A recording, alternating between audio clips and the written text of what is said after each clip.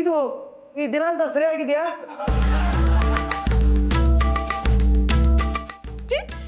ಏನ್ ಶಾಸ್ತ್ರಿಗಳೇ, ನಾಯಿಗೂ ಜಾತಕ ಬರೀತೀರಾ? ಅದು ಒಂದು ಪ್ರಾಣಿ ಅಲ್ವೇನ್ರಿ? ಅದಕ್ಕೂ ಜೀವ ಇರಲ್ವಾ? ಎಲ್ಲಾ ಸಾಹುಕಾರಗಳ ಮನೇಲೂ ನಾಯಿಗಳಿಗೆ ಜಾತಕ ಬರೆಸ್ತಾರೆ. ಓಹೋ, ನಾಯಿಗಳಿಗೆ ಯಾವತ್ತಾರು ಮದುವೆ ಮಾಡಬೇಕು ಅಂದಾಗ ಅದರ ಜಾತಕ ಸೆಟ್ ಆಗೋ ಹೆಣ್ಣು ನಾಯಿನೇ ಹೊಡ್ಕೊಂಡ್ ಬರ್ಬೇಕಾ? ಹೌದೌದು, ಯಾವುದಕ್ಕೂ ಜಾತಕ ಬರೆಸೋದು ಒಳ್ಳೇದೇ. ಯಾಕೆ? ಡೇಟ್ ಆಫ್ ಬರ್ತ್ ಕರೆಕ್ಟ್ ಆಗಿದೆ ತಾನೇ?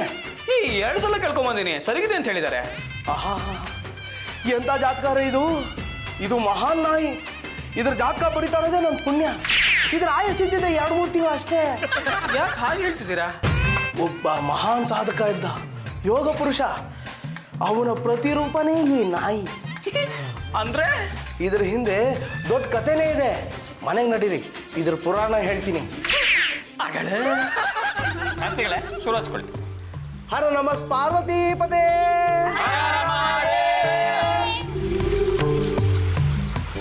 ನಾಯಿ ಅಂದ್ರೆ ನಾರಾಯಣ. ನಾಯಿನ ನಾವೆಲ್ಲ ಪೂಜೆ ಮಾಡ್ತೀವಿ. ದತ್ತಾತ್ರೇಯ ಸ್ವಾಮಿಗಳ ಜೊತೆಗೆ 2 ನಾಯಿಗಳಿರುತ್ತೆ. ನಾಯಿ ಅತ್ಯಂತ ಬುದ್ಧಿವಂತ ಪ್ರಾಣಿ. ಪ್ರಾಣ ಅನ್ನೋದು ದೇಹದಲ್ಲಿರುತ್ತೆ. ಅದು ಮನುಷ್ಯನ ದೇಹದಲ್ಲೂ ಇರ್ಬೋದು, ಪ್ರಾಣಿಗಳ ದೇಹದಲ್ಲೂ ಇರ್ಬೋದು. ಪ್ರಾಣ ಹೋದ್ಮೇಲೆ ಅದು ಶವ. ಮನುಷ್ಯನೇ ಆಗಿರ್ಬೋದು, ನಾಯಿನೇ ಆಗಿರ್ಬೋದು. ಸತ್ತ ಮೇಲೆ ಸಂಸ್ಕಾರ ಮಾಡಬೇಕು. ಇಲ್ಲಿ ವಾಸ್ತವವಾಗಿ ಆಗಿರೋದು ಕೊಲೆ. ಬರೋಬ್ಬರ ಹೇಳಿದ್ರು ನೋಡ್ರಿ. ಗುಂಡಣ್ಣವರು ಒಂದು ನಾಯಿ ಸಾಯಿಸಿದ್ದಾರೆ. ಯಾಕೆ? ಅದರ ಹಣೆಯಲ್ಲಿ ಬರ್ದಿದ್ದ ಆಯಸ್ ಅಷ್ಟೇ. ಹಿಂದಿನ ಜನ್ಮದಲ್ಲಿ ಇದು ಯೋಗಿ ಆಗಿತ್ತು, ಶಾಪ ಬಂತು, 4 ತಿಂಗಳಲ್ಲಿ ಸತ್ತೋಯ್ತು. ಇದರಲ್ಲಿ ಗುಂಡಣ್ಣಂದು ಏನೋ ತಪ್ಪಿಲ್ಲ. ಶಾಸ್ತ್ರಿಗಳೇ, ಈಗ ನಾಯಿ ಕೊಂದಿದ್ದಕ್ಕೆ ಪ್ರಾಬ್ಲಮ್ ಏನು ಇಲ್ವಾ? ಸಮಸ್ಯೆ ಇನ್ಮೇಲೆ ಪ್ರಾರಂಭ ಆಗತ್ತೆ.